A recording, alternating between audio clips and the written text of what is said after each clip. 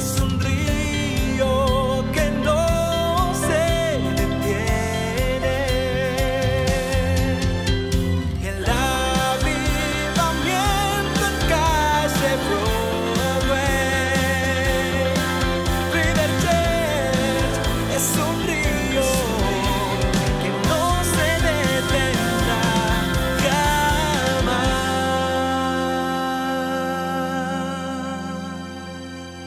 El apóstol Pablo en cierta ocasión fue a Atenas, a Grecia, que en el mundo oriental era el sitio de los eruditos, de los filósofos, de los intelectuales, la ciudad de Aristóteles, de Platón, de Sócrates. Y había un sitio allí que ustedes lo pueden googlear o buscar en Wikipedia inclusive, y están las fotografías porque es milenario. Es una suerte de foro, pero es un escenario natural, o sea, hecho de montaña. Es una montaña que se levanta en lo alto de Atenas, a la cual se sigue llamando hasta el día de hoy el Areópago. El Areópago era el sitio donde los filósofos se reunían a debatir la vida, a debatir la humanidad, el futuro del planeta, de la Tierra, del mundo conocido en aquel entonces. También se dictaban sentencias en ese sitio. Uno podía ser juzgado de manera pública en el Areópago, donde te podían decirte si eras culpable, inocente o si podías apelar. Se daban en esos sitios también las recompensas deportivas. Atenas siempre fue el centro también del deporte, de las Olimpiadas, aunque no se llamaban de esa manera, pero el sitio donde la gente hacía un culto exacerbado al deporte y también al intelecto. La cosa es que ese sitio, ese lugar llamado Areópago, estaba lleno de ídolos. O sea, es una montaña y alrededor de la montaña llenos de lo que ellos llamaban deidades divinas. Grecia era un sitio politeísta de muchos dioses. Tenían dioses en el mar, dioses de la arena, dioses del fuego, dioses del sol, dioses de la luna. Así que ellos habían ocupado de pensar que había dioses en todas partes. Los dioses mitológicos estaban todos representados allí en ese sitio tan especial. O sea, que si había que buscar una ciudad idólatra por excelencia en el mundo antiguo, era Grecia, Atenas. Este era un sitio politeísta. Uno podía encontrarse con todos los dioses, dioses hasta de la suegra, dicen que había, porque alguien dijo, a lo mejor las suegras tienen uno. Así que todo el mundo no querían ofender a nadie. Los griegos querían estar bien con todos. Allí va Pablo a predicar. Y esgrime él uno de los mensajes más magníficos jamás dados en la historia de la humanidad. De hecho, hasta el día de hoy en Atenas está escrito allí en griego, en hebreo y en arameo el discurso o el sermón que dio Pablo en ese sitio. Ahora, ¿cómo predicarle a esa gente? Pero no es el problema que tengan un montón de dioses, sino que hay algo que a mí me llama mucho la atención. Que los griegos, al hacer un reconto de todos los dioses, dijeron, ¿qué tal si nos olvidamos de alguno? Alguien dijo, es imposible, hemos pensado en todo, tenemos dioses para todo, el dios del callo, el dios del dolor de espalda, tenemos dioses para todos, no nos queda montaña para esculpir dioses. Pero alguien con buen tino dice, ¿y qué tal si nos olvidamos de uno? ¿Qué tal si hay uno invisible? Uno que está por sobre todo, lo cual sería peor error no colocarlo allí.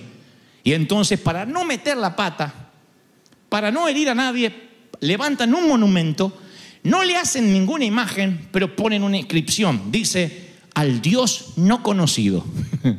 Es como por las dudas. Al Dios no conocido. Esto que parece ser un detalle menor, me preocupa porque es el Dios no conocido, es el Dios más popular hasta el día de hoy. Es el Dios no conocido, el Dios más conocido de muchas iglesias hoy en día, aunque parezca un juego de palabras. El Dios no conocido es el Dios más conocido en muchas congregaciones católicas, protestantes, independientemente del credo. La cosa es que Pablo de pronto tiene una estrategia. Sabe cómo llegarles. Al principio pega una recorrida por el Areópago, mira a los dioses, qué interesante qué bueno, y de pronto se detienen al Dios no conocido. Y él dice, sí, eso es una buena punta para predicar. Así que cuando le dan a él la palabra, él dice que se para en medio del Areópago Y este es su discurso. Fíjense si no es magnífico. Miren qué oratoria, qué homilética, qué gran discurso deberían aprender los políticos. Dice: varones atenienses, damas y caballeros, yo he observado que ustedes son muy religiosos. Gran revelación. Estaba entre un montón de dioses. Pero estaba pasando y mirando vuestros santuarios, que muy interesantes, por cierto, pero me llamó uno la atención. Y estaban todos pensando: ¿cuál? El Dios del fuego, el Dios del mar. ¿Quién? Y él dice: me llamó la atención el que ustedes colocaron al Dios no conocido. Porque justamente a ese que ustedes adoran sin conocerle, es el que yo le vengo a hacer conocer. Es el que yo vengo a anunciar. No se olviden esta frase: al Dios que ustedes adoran sin conocer. Ese, señoras y señores, es el síndrome de Atenas. Ese que ustedes adoran. Eso es un reto, es un desafío. Para no dejar la historia inconclusa, dice que Pablo sigue hablando y dice: vengo a hablarles del Dios que hizo el mundo, siendo Señor del cielo y la tierra, que no habita en templos hechos por ustedes, que no puede ser honrado por vuestras manos, porque no necesita de nadie. No tienen que llevarlo de aquí para allá y prenderle velas, tiene sus propias piernas. Él es el a quien a todos da vida y aliento. Así que Dios, que perdona vuestra ignorancia. Ahí se puso feo el mensaje. Ahí cuando alguien dijo: no le demos ofrenda a este caballero. Él manda a todos los hombres que se arrepientan. Ahí se pone peor. Por cuanto Él dice que un día va a juzgarlos a todos con justicia. Él va a juzgarlo dando fe de que dio a su hijo y que lo levantó de entre los muertos. Todo este discurso genial está en Hechos 17:22.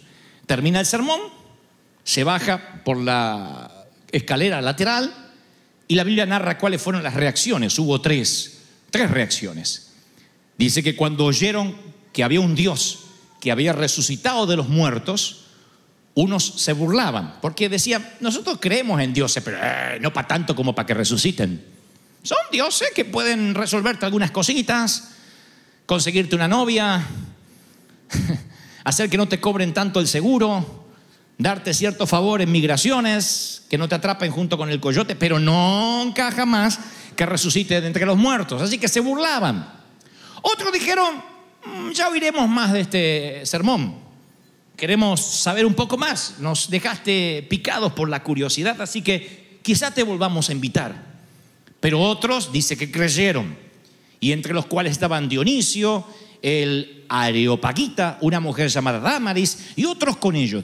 Hechos 17:32. Hasta aquí la historia en lo que ocurrió en el contexto histórico, valga la redundancia. Lo que a mí me sorprende es que de todo el sermón lo más sorprendente es esta acusación: vengo a hablarles de un Dios que ustedes adoran y que no conocen.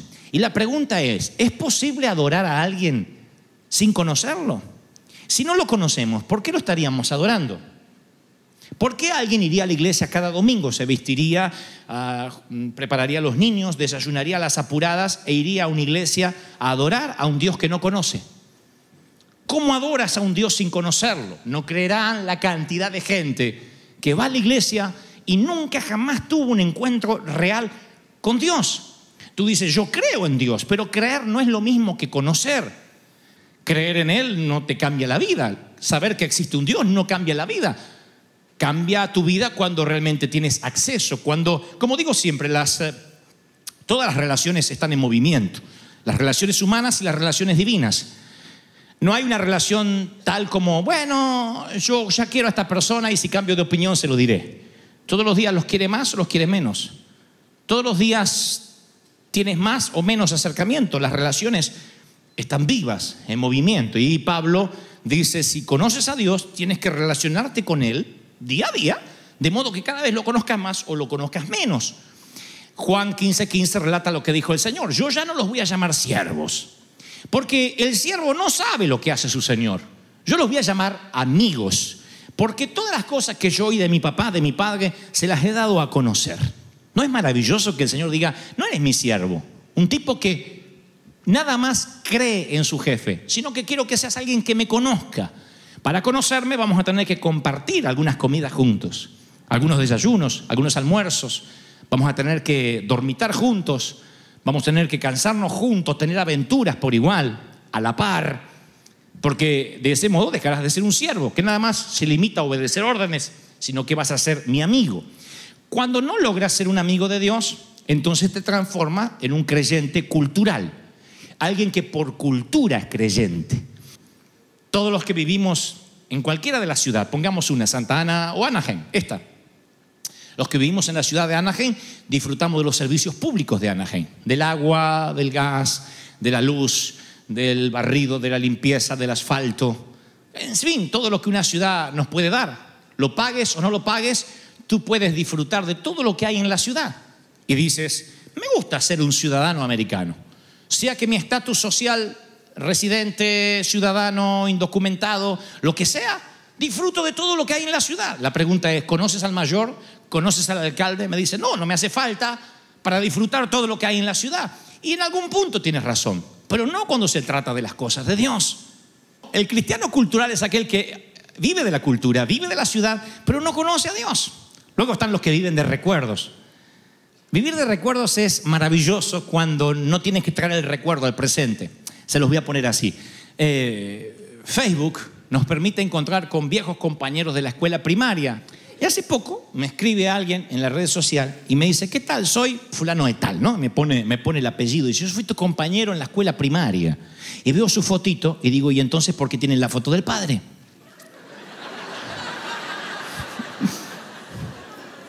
Voy y digo, ok, este debe ser el padre. Veo un pelón, gordote así, una papada así, no tenía cuello, era como las tortugas ninja, y estaba allí. Y yo me acordaba de mi amigo. Este que decía ser mi amigo era el más popular, tenía su cabellito largo. A nosotros nos cortaban como recién salidos de Chernobyl. A él tenía su cabello largo, era un muchacho galán. Las chicas de la escuela primaria morían por él. Y ahora dije, ¿por qué pondría la foto del papá? Y luego descubro que no es el papá, que es él. Que un camión llamado vida le pasó por encima. Y luego digo, tal vez él dirá lo mismo de mí. Eso nos pasa cuando la vida va pasando y cuando nos quedamos amarrados a un recuerdo. Y no es lo mismo que el presente, lo mismo pasa con los barrios. Cuando vamos a nuestro viejo barrio y queremos acariciar esos viejos perros, encontrarlos con los muchachos de la esquina y todo está arrumbrado, hay grafitis en las paredes que antes lucían blancas. De pronto veo la casa de mis padres y digo, ¿cómo aquí yo podía armar enormes autopistas con autos de colección? ¿Cómo aquí podía decir, hoy voy a jugar en toda la casa? Y tengo todo el día y hoy la casa es de aquí hasta aquí. Y digo, ¿cómo pude haber jugado aquí? Alguien encogió la casa y él me dice, no, nadie la encogió. Los recuerdos nos juegan una mala pasada. Y todo está bien en términos de barrio y en términos de amigos que ahora son pelones cuando tuvieron un cabello extraordinario hace 40 años. Pero no en términos espirituales. Cuando te aferras a un recuerdo de un toque de Dios, de lo que sentiste del Señor, de aquella vez que te habló, también el recuerdo puede que se te agrande, pero llevado al presente es algo pequeño. Y eso es patético, ¿saben? Gente que alguna vez tuvo un encuentro con Dios y vive de ello. Hoy son el eco de lo que alguna vez fue la voz de Dios. Y cuando vives de recuerdos, te pierdes el maravilloso presente porque dices, ¿sabes?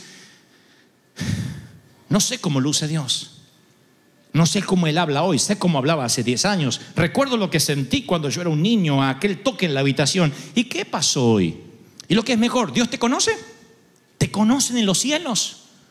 ¿Te conocen los ángeles y dicen, hoy está orando, intercediendo, la oración está subiendo otra vez? ¿Te conoce el Espíritu Santo y tiene que interceder por ti con gemidos indecibles una y otra vez? ¿O solo tú conoces a Dios? ¿Por qué vas? Porque recorres el patio, pero nunca entraste a ver al Rey. Pero tienes la obligación de conocer a Dios si dices que lo adoras. De otro modo, Pablo te dirá, ¿para qué adoras a alguien que no conoces? Yo te vengo a hablar de ese Dios para que lo conozcas. Tú dices, bueno, sí, yo sí lo conozco, no es mi caso. Lo conozco de modo tal que yo puedo servirlo sin que me incomode demasiado, ¿sabes? No me gusta cuando me empiezan a exigir cosas. También he encontrado a esa gente. A mí me gusta ir a la iglesia, pero que no me empiecen a pedir que hay que servir, que hay que sembrar, porque ya hay cambio de iglesia. Es como aquel que dice, yo quiero conocerlo, pero no demasiado como para que exija de mí compromiso. No me pidas que tenga que tener cierto compromiso que no quiero tener, Prefiero ser un cristiano nominal, como el hombre, el paralítico de la puerta del templo, que como está en la puerta sabe todo lo que pasa adentro, pero todo lo que pasa afuera también. Sabe demasiado como para considerarse un inconverso, pero no lo suficiente como para ser considerado un santo. Ahora, ¿cómo sabemos si hemos llegado a conocer a Dios? Si obedecemos sus mandamientos. Porque el que afirma, lo conozco, dice Juan, pero no lo obedece, es un mentiroso y no dice la verdad. Pablo le dijo a los Gálatas, cuando ustedes no conocían a Dios, escuchen esto, cuando ustedes no conocían a Dios, ustedes en realidad seguían a otros dioses menores y eran esclavos de esos dioses. Pero ahora que conocen a Dios, o más bien que Dios los conoce a ustedes, dijo Pablo, ¿cómo es que quieren regresar a la vieja vida ineficaz? ¿Cómo es que quieren volver a ser esclavos? En otras palabras, Pablo dice a Galacia, ustedes conocen a Dios, pero no lo suficiente como para dejar la vieja vida. Por eso, para saber si uno realmente tiene un encuentro con Dios, deberíamos preguntarnos, ¿cuáles son los nombres que conoces de Dios? ¿Cómo lo llamas? Papi, dijo una.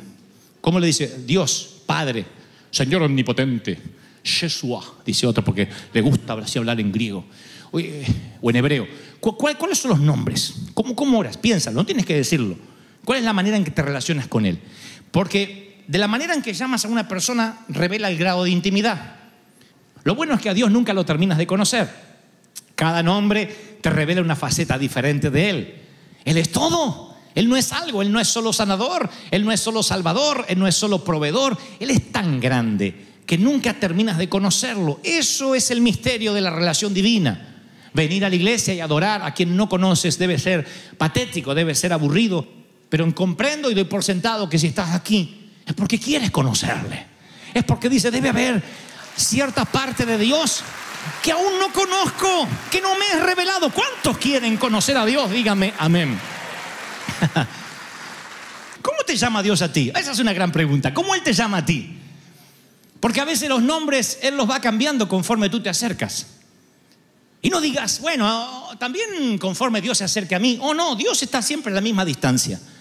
Tú oyes su voz clara o la oyes lejos, pero adivinas quién fue el que se movió. Dios quiere tener intimidad. Tú te alejas y ya no lo escuchas. Háblame. Y Dios sigue diciendo, yo estoy en el mismo lugar, ve, acércate.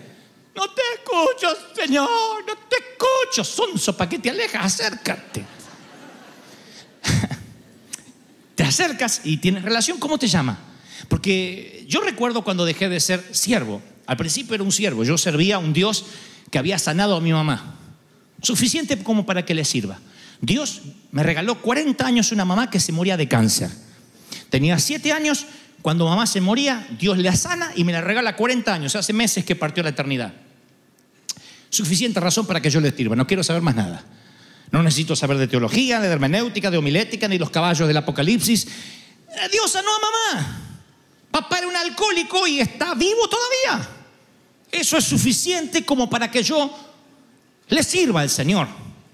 Pero me acerqué al Señor y un día me dejó de llamar siervo, me comenzó a llamar amigo. Porque empecé a saber sus secretos, conocí sus suspiros y un día me empezó a llamar hijo, pequeño, mete pata, sinvergüenza. Mamá me decía todas esas cosas, pero con un amor, con un cariño. Se dice por allí que el caballo de Napoleón en cierta ocasión se asustó y escapó, y un recluta, sin que nadie le diera la más mínima orden, salió corriendo y le trajo el caballo de regreso al emperador. Un recluta, soldadito. Napoleón apenas lo ve venir con el caballo, le dice, gracias, capitán. Y el soldado se puso firme y dijo, de nada, señor. Se fue a las barracas, se quitó su viejo uniforme de recluta y lo cambió por el de capitán. Luego se instaló en el edificio de oficiales. No pidió explicaciones, aceptó la palabra del emperador. Eso fue lo que ocurrió la primera vez que prediqué en un estadio.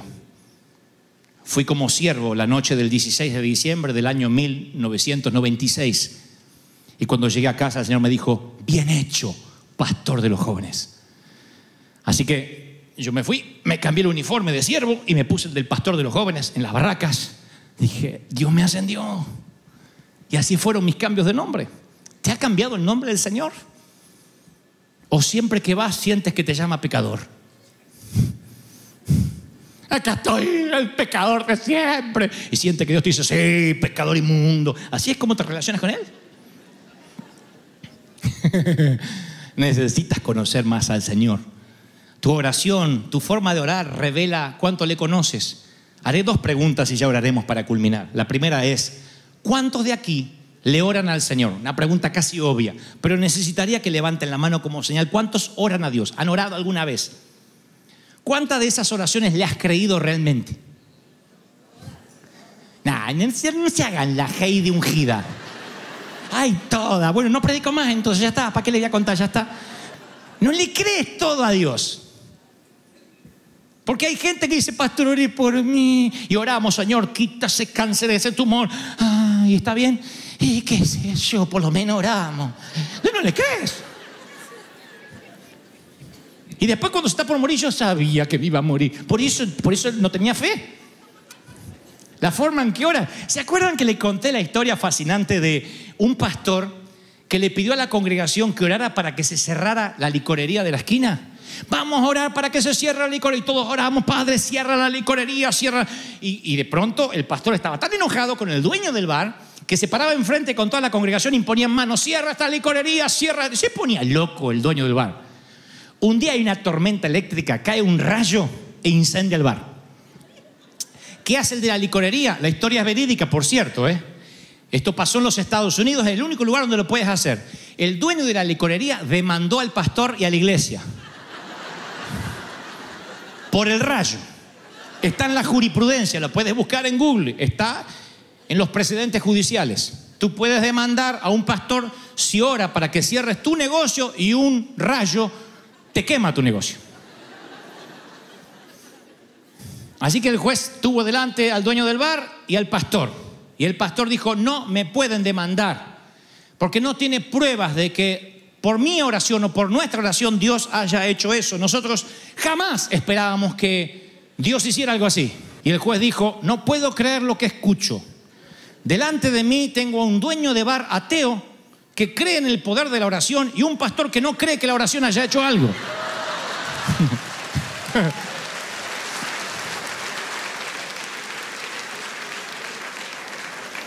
Así que si vas a orar, ora como niño.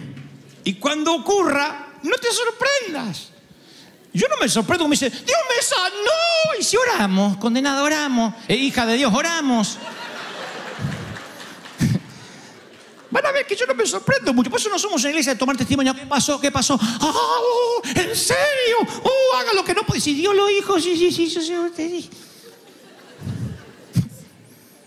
Si oramos que Dios te va a sanar, te va a sanar, punto. Después contamos como claro, ya sabíamos que Dios lo hace. Dios lo hace, ese es nuestro Dios, ese es nuestro Señor.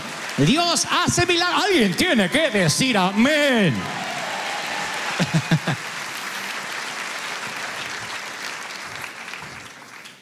Yo también, como algunos de ustedes, pensaba que en el cielo había ciertos lugares para, por ejemplo, pastores, ¿no? Que Dios decía, pase el ovejerío. Los pastores esperen que van a estar más cerca del trono. Oh. Y que había lugares para evangelistas, apóstoles. Ustedes saben que los ministros no nos íbamos a juntar con el resto. Que en los cielos debe haber una puerta lateral para los VIP. Yo decía, tiene que ocurrir algo así, porque dice la Biblia que Él tiene sus pastores, sus maestros, sus evangelistas, sus ovejas. Y luego descubro que al cielo no entran ni evangelistas, ni pastores, ni ovejas. Bueno, entran, pero no son calificados como tal. Sino que al cielo todo mundo para entrar tiene que ser adorador. Y eso nos iguala. Eso nos pone todo a la misma altura. Todos somos adoradores, ¿o no? O adoramos a un Dios sin conocer. Y si no lo conoces, entonces quizás no estés allí.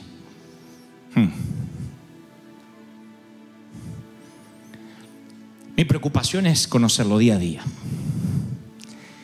Me sorprende encontrarme con ciertos religiosos que conocen una parte de Dios y defienden a ultranza a ese Dios que ellos metieron en una cajita. Este Dios así funciona. Dios rompe los moldes siempre, desde que andaba como hombre en la tierra y después que se fue. Siempre está rompiendo paradigmas y y a los religiosos que les gusta tener a Dios en una cajita feliz diciendo no, es un Dios que según los botones que toco funciona. Pongo una ofrenda, me prospera. Le adoro los domingos, soy evangélico. Este es Dios. Pecas y te condena, te arrepientes y este es Dios. Ese no es Dios. Tú ni conoces a Dios, ni siquiera porque hayas aprendido la Biblia de memoria, porque ni siquiera este libro sagrado podría contener a Dios. Dicen los evangelistas, no se pueden escribir todo lo que ha hecho porque no alcanzarían los libros del mundo. Si no alcanzan los libros del mundo para contener lo que hizo Jesús, ¿crees que alcanzará el Viejo y el Nuevo Testamento para contener a Dios? No. Esto es solo el manual de instrucciones, el pequeño. Pero puedes descubrir más cosas de Dios. Y para eso tienes que acercarte, conocerle. El Dios que te abraza. ¿Conoces al Dios que cuando te equivocas te abraza mientras que el hombre te condena? ¿Vieron cuando la iglesia te dice, vete de aquí porque lo que hiciste no tiene perdón de Dios? Y tú sales de la iglesia así y dice, me echaron. Y Jesús dice, yo también me echaron hace tiempo, vámonos juntos. Y se va. Ese Dios, ¿lo conoces? Es fascinante. No me dejan entrar al ministerio. Dios dice, a mí tampoco. Solo hablan de mí porque leyeron el manual de instrucción. Nunca estuvieron en el reino. Iglesia amada, River Church, Dios nos regale una congregación que conoce a Dios. Se va a empezar a ver reflejado en tus ojos, en tu rostro, en tu manera de caminar, de saludar. ¿Aceptan el desafío? ¿Quieres conocer a Dios? Vengo a hablarles en el Areópago del siglo XXI al Dios que muchos adoran sin conocer. Pero Dios perdonará vuestra ignorancia. Sabe que tuvieron buenas intenciones tan solo por venir aquí a las 9 de la mañana. Pero hoy ustedes deciden cómo se van. Con alguna de las 3 reacciones que hubo en Atenas. Diciendo, me interesa, tal vez quiera saber más. Burlándose o diciendo, sí, yo quiero creer en ese Dios. Si dices yo quiero creer en ese Dios y estás en este último grupo, te invito a ponerte de pie, a levantar las manos al cielo y decir, Señor, revélame lo que no conozco de ti. Quiero conocerte más. Todos, vamos, comiencen a adorar. ¿Te animas a adorarlo por lo que Él es? ¿Te animas a decirle, Señor, no sé si te conozca mucho, pero quiero conocerte más?